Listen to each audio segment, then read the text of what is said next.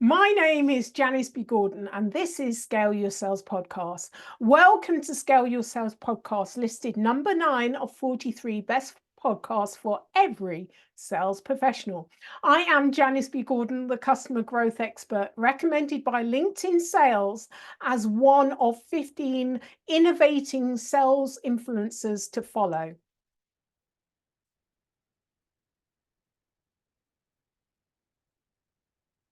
In today's episode of Scale Your Sales Podcast, we talk to a really lovely gentleman who is putting more back into his community in terms of creating an interview course to help other people really navigate the process if they've been laid off and they need to get back into work.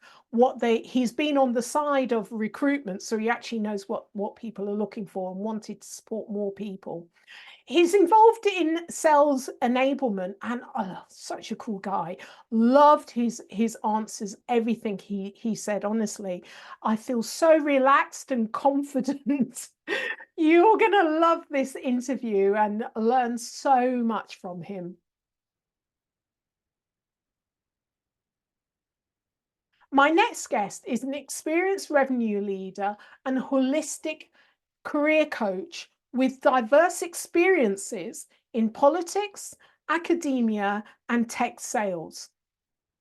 His career brings powerful insights, whether running for state senate at the age of 24, wow, to generating more than 10 million in revenue. He recently launched Story Selling, the interview course.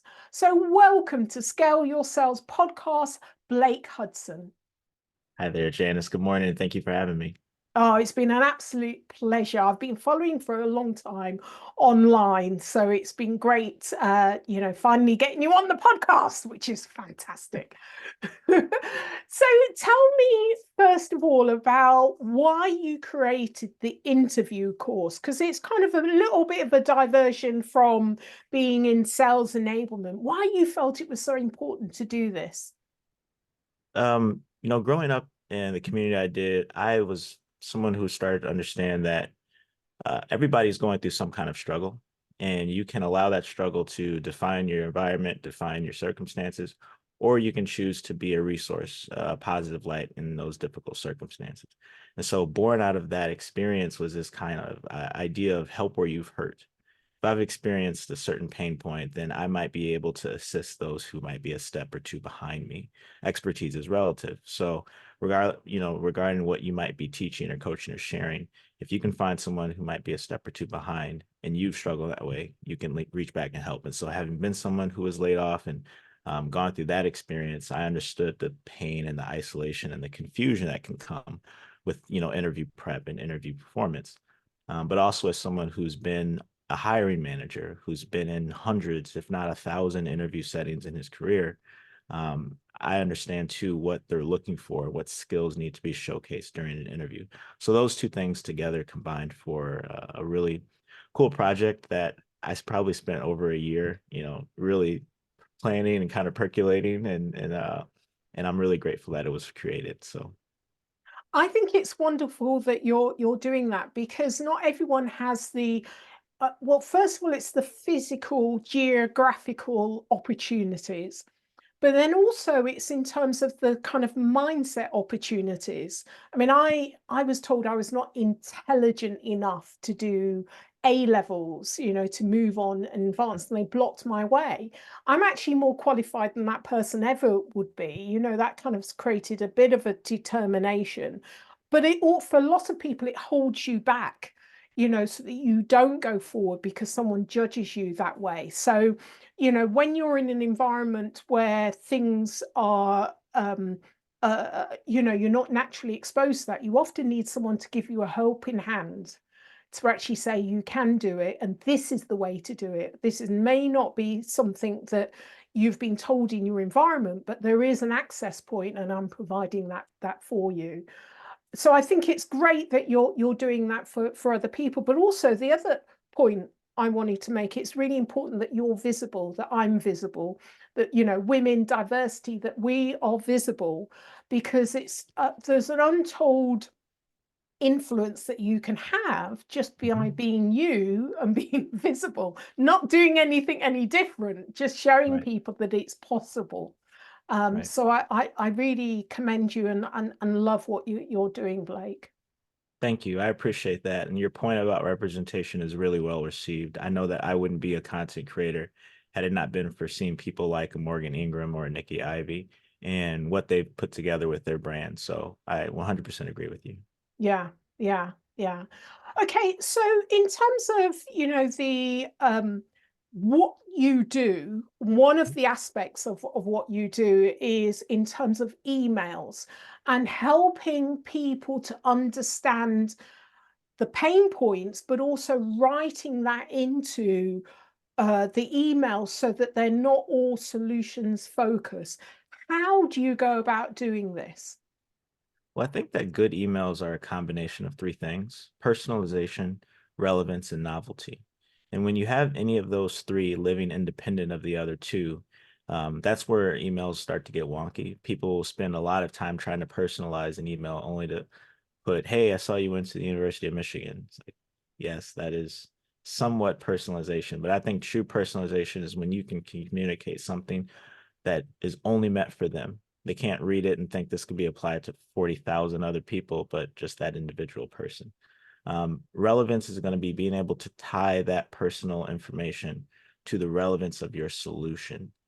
And that's where a lot of sales reps miss up. They forget to add in the connection between who you're talking to and the actual value prop and the solution you provide. And then the last thing is novelty. So how can you show up in a unique way? A common way that I think is becoming more common practice is video prospecting, or hitting someone up on in like a LinkedIn direct message using their video app. But those three things together combine for a really robust email. And I think if you have elements of those three, you'll be able to set the stage to present your product or present your solution and speak to the pain point in context. That's interesting because I often find, and I don't know if you agree, that many, because we're time poor, we don't take the time to really develop our quality messaging.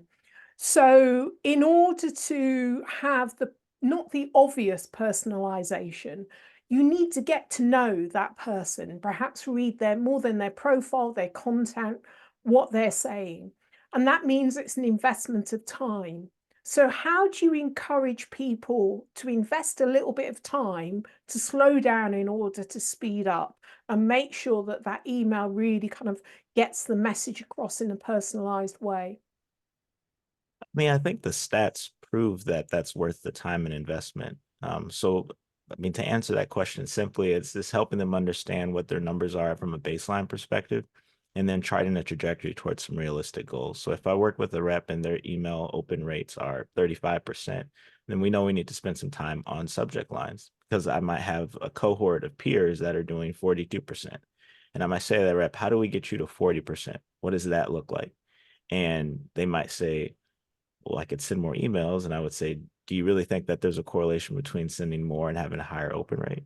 And I think when they really stop and think about that, the answer is no. So we have to take a quality-based approach to that. So just giving them context of where they are in relation to peers or industry standards can really help.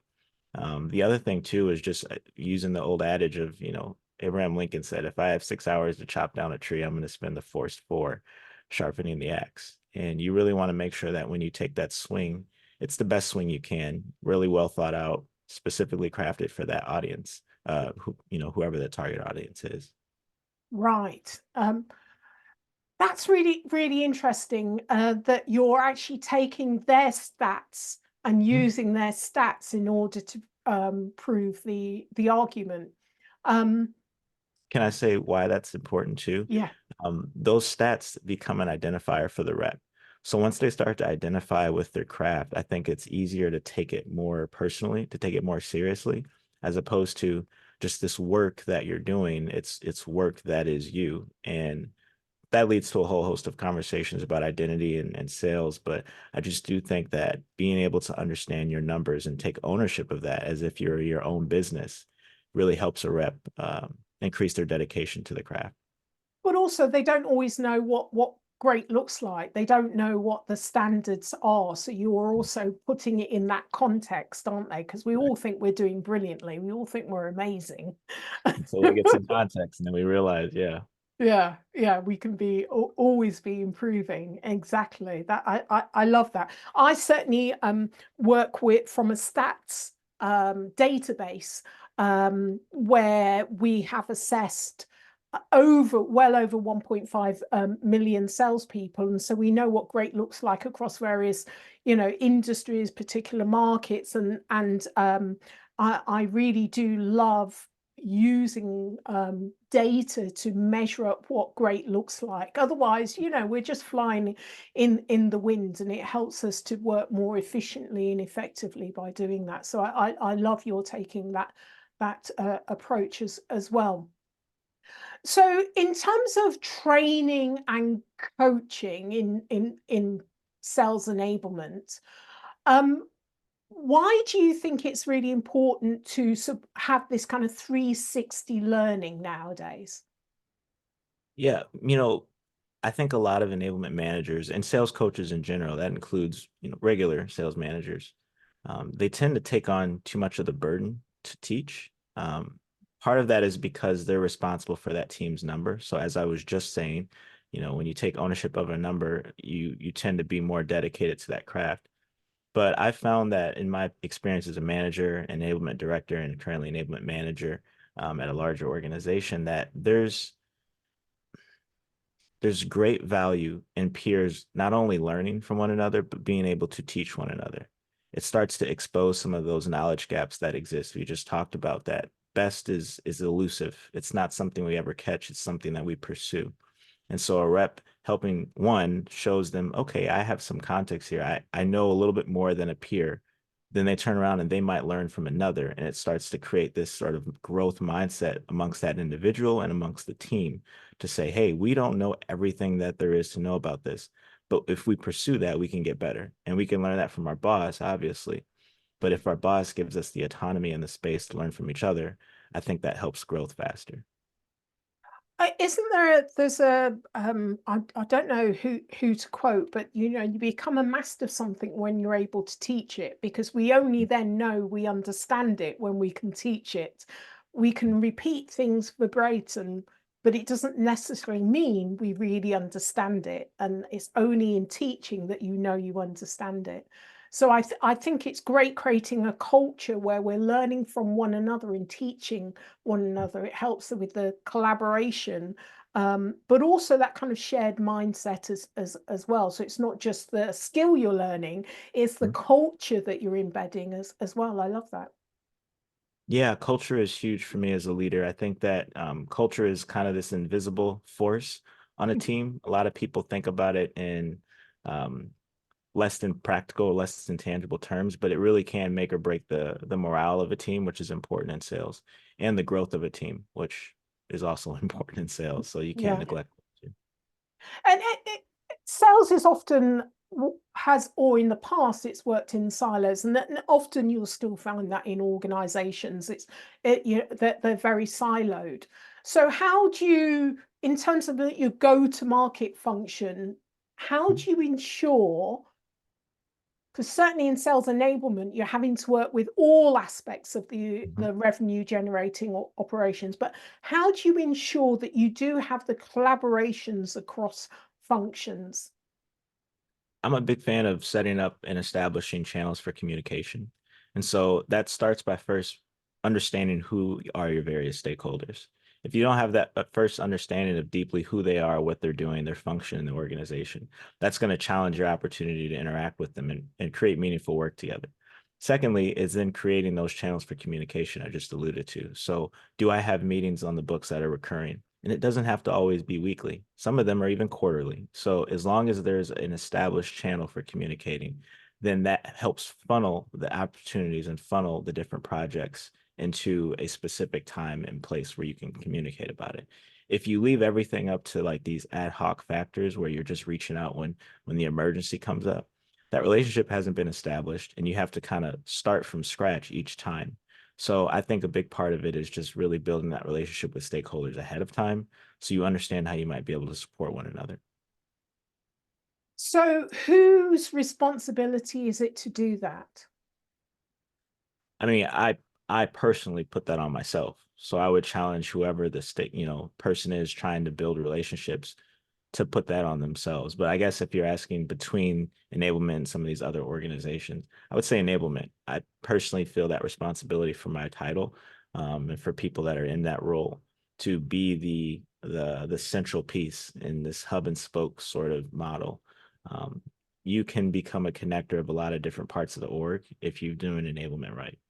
Right, right. So working with within sales organizations, how do you develop the buyer and customer centricity? Can you elaborate a little bit more on that question? Yeah, so I think there's a relationship between being customer centric, Mhm. buyer centric, and revenue growth. And so Mm. you need to develop a particular culture, as you mentioned, how important that is, that we're very much focused on the buyer, not only in terms of, like from the whole organization, collaboratively, we're focused on the buyer and the buyer's outcome. So how working with organizations, how do you make that happen? Yeah, I think as organizations, we have a good sense of where the destination is. Where things get challenging is when you try and determine the direction that you go in to get there. So buyers are going to be reluctant for a variety of reasons. They're going to have objections at different points in the sales process. And so you've got to be able to be malleable with that specific customer, their specific pain points, their timeline, et cetera. And it's not to say that you have completely removed all aspects of the revenue generating that side of it or the sales side of it, but you do have to allow that customer to feel a sense of agency as they navigate. There's a balance there. You want to be that consultant, you want to be that expert that guides them along the way, but like someone climbing a mountain, you can't climb it for them, right? They're going to make their lefts, they're going to make their rights, and they're going to get tired, need breaks. So I just try and help my reps understand from a rep level, like, yes, this is the destination, the outcome we're trying to get to, but you have to work with that specific buyer to see how you get there. And if you have that sort of buyer centric approach, I think you can move people through a funnel much more quickly as opposed to these rigid, this is where we go and then this is where we go and why aren't we on time yet. That sort of rigidity in the buyer journey can really, I think, stall and if not kill a lot of deals. The thing with the sales process, often they do have that, well, it's a process, isn't it? And they have that rigidity and they have metrics that's aligned to different aspects and points in the Mhm. journey. So you've got a challenge there, haven't you, really? Because you want it to be streamlined and simplified and process driven, but also you want it to be um, aligned with really how the buyer wants to buy. So how do you navigate those Yeah. challenges between the two? The quality of answers we receive in life is directly proportional to the quality of questions that we ask. And so I would say that the most important thing you can do is to ask great discovery questions along the way. It's really powerful, great questions. They give people, they're empowering because you're giving someone a platform to offer their views, to offer their fears, their hopes, their expectations. So being able to draw that information out of a prospect throughout the sales process is going to give you what you need to be able to serve them better. So to give you the simple answer, it's to ask great questions. Love it. Love it. Excellent. Okay, so what practical strategy would you advise to enable buyers to buy? Hmm. That's a good question. I hadn't thought about the buyer being, the person responsible for their growth in the process. I would say for B2B buyers in particular, really understanding who your various stakeholders are. I know when I was in a buyer position, one of the early frustrations I had was understanding who all needed to be pulled into a decision-making process. I thought it would be as simple as just having my manager talk to them and, we come up with a number. It's not always that simple. You have to go work with finance. You might have to work with an adjacent team on the go-to-market function. So really understanding who your various stakeholders are. The second thing is timeline. As frustrating as timelines can be for sellers, I think they can be equally frustrating for buyers. So understanding when you need what is really important. You can set proper expectations and really have a pleasant buyer experience if you've done that well with your seller. At least that way they understand, hey, this is not a Q1 initiative. This is something that's going to take place in Q2 at the earliest. Now you've established those boundaries and the seller can work with you at a pace that works for you, as opposed to if you leave something like that ambiguous, they're going to be pushing you in a way that might not help the sales process. And you might miss out on an opportunity just because you didn't set those proper expectations. I think it's really interesting what you say, Blake. I remember on a previous podcast, my guest said that today, 30% of the process is actually on sales methodology. But Mm-hmm. actually 70% or more of the process is on deal management. And that's Mm-hmm. really, what you've just said in terms of asking the questions, quality questions, and really understanding the process the buyer has to go through, who are the stakeholders, and making sure you communicate and have everyone aligned. So it's not that you're doing the job for the buyer, but often, depending on the type of product, maybe the first time that buyer's been through that process. Right. So you're having to work with them to navigate and make sure all the right people in place. We often lose deals because we haven't engaged with a particular stakeholder that may be influencing the deal or have something else in mind. It's always more complicated than we think. Mm-hmm. So would you agree with that? It's really about managing the deal now than kind of selling the methodology. I do agree. The methodology is, think about it, it's like your form if you're running a race. Deal management is making sure you hit each checkpoint, Yeah, right? And in order to finish the race, you're going to have to hit those checkpoints. So understanding what those checkpoints are, maybe you don't have this like rigid A, then B, then C. That's fine. But as long as you understand how your deal is moving throughout its phase is what's really important. fabulous, fabulous. Now you mentioned video messaging before and the importance of that in terms of scaling sales. So can you talk more about that? Yeah, for me, my foray into video prospecting was very simple. It was during the pandemic, and everybody was in a unique state from a buyer perspective and also from a seller's perspective. And I felt like in order for me to cut through the noise, I had to show them my humanity. And my mantra personally was, if they're going to say no, they're going to have to say no to the real me. And it was interesting by showing up on camera, being a human, being a real face to my pitch, it was really well received. Just from the novelty of it, people had not seen, a video message in their LinkedIn, inbox before. So that was something that was really helpful from the novelty perspective, but also just from ability to present, pains and solutions and have that space. Sometimes it doesn't quite come across the same way in text or even over a cold call. Sometimes you have to have that like eye to eye connection and for it to really hit home. So I think those two factors, novelty and the relevance of video prospecting, really helped.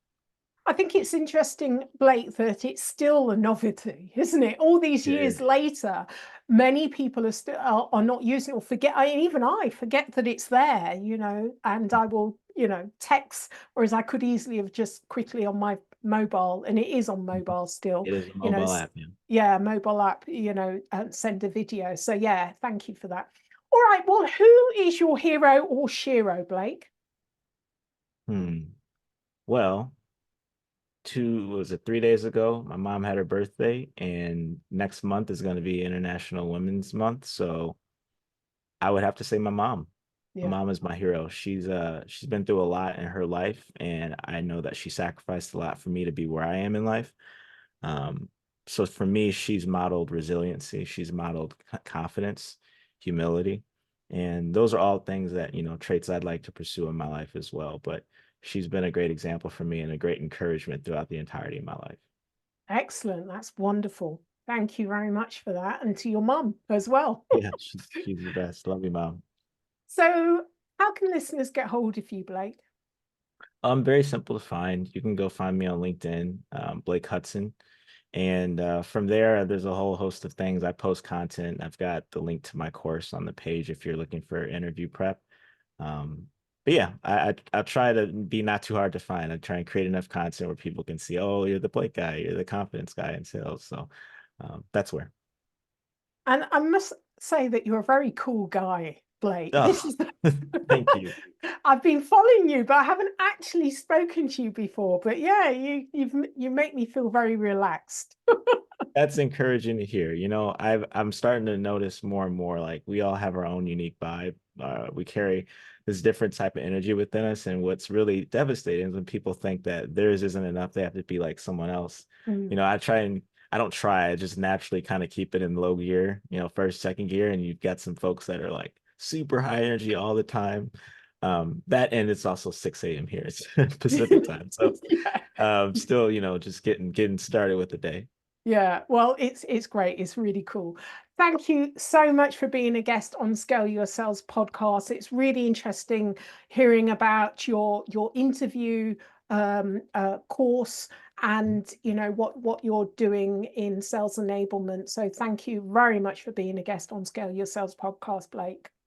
You're welcome. It was a pleasure. Thank you for having me. Thank you for listening to this week's episode of Scale Your Sales podcast. If you like this discussion, feel free to listen to other episodes or watch the captioned show on YouTube and subscribe to future episodes. I would really appreciate it if you would leave a positive review on iTunes. Thank you.